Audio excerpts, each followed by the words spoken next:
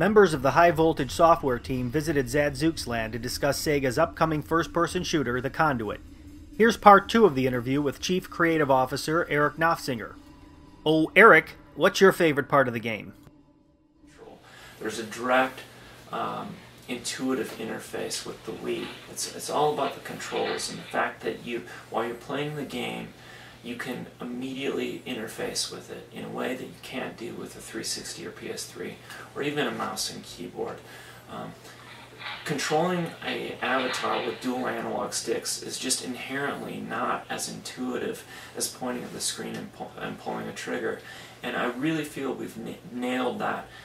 One of the questions we get a lot is, well, is the Wii precise enough? Is it responsive enough? And I guarantee you, with the amount of customization and the amount of precision controls we've opened up to the player, that they'll have as close to a one-to-one experience as anyone can have with a Wii. It's an immediate, gratifying experience, and we've allowed for a whole lot of unique new styles of gameplay that, again, you can't do on a 360, PS3, or PC. We've got weapons that take advantage of unique Wii motion control. Weapons that allow you to use a guided missile and twist and turn your Wiimote to guide it through space. We've got weapons that act as bolo weapons, where you can twist and turn the Wiimote and shoot bolos around corners. You can shoot missiles up and over cover. So it affords a different type of gameplay experience in a first-person shooter. And then when you get tired of the single-player experience, we've got a wonderful multiplayer experience with a lot of variety. We've got 13 unique modes for multiplayer, all the standards of deathmatch, team deathmatch, capture the flag, but then some really unique modes like bounty hunter, which allows for the player, every player is assigned a target. That's their bounty that they need to go after, but you've got a target painted on your back as well, and you don't know who that person is. So much like not knowing who the Cylon is, as you play it, it becomes very interesting gameplay moments where you're going past other players and you don't want to be penalized for shooting the wrong person, but is that person, are you their bounty?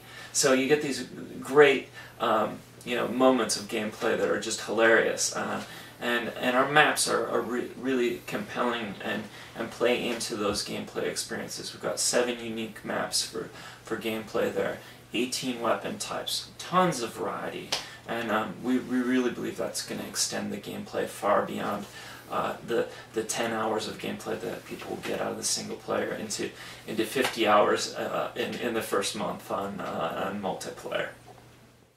I don't think I can handle another extraterrestrial government conspiracy story in a video game.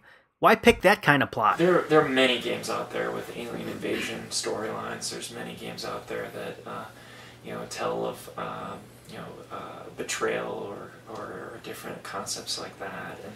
But where we've taken a slightly different approach is we've taken a much more Cloverfield style of storytelling, where we have a primary storyline that's related to the player through very brief cinematics, but there's many other deep story elements that are related to the player through their periphery. We tell them through radio broadcasts, through television broadcasts that are streamed into the world. We tell them through secret messages that are peppered throughout the world, and weapon caches that you can go in and find little artifacts and other things, Easter eggs throughout the world that you can find. If that's your thing, if you really like a deep, rich, engaging storyline, it's there. And yeah, you could say it's been told before, but at its heart, Star Wars is essentially a rescue the princess storyline, and we'd like to think that it's the details that make those sorts of stories special. We've taken the approach of looking at sort of the monomyth that Joseph Campbell relays of the hero of 1,000 faces, and we follow a hero's journey throughout our storyline and the development of this hero.